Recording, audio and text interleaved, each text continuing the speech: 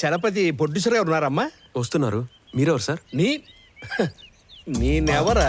Prasad right అని పెన్నుతో రాస్తుంటా. Producer గారు చెప్పారు సార్ మీ గురించి. పిలిచింది ఆయన. కాఫీ కూడా ఇమ్మన్నాడా? పదా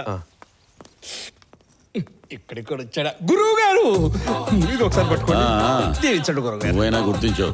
ఆయుష్మాన్ బావ. ఒకసారి ఇటండి. మీరేంటి ఇక్కడ? నిర్మాత చలపతిరావు నా మిత్రుడేరా. ఓహో. మంచి కథ కావాలంటేను.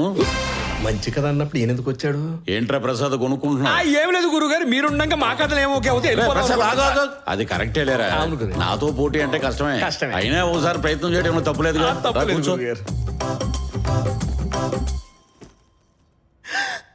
మేడం, మీరు రచయిత రేఖారాణి గారు కదా?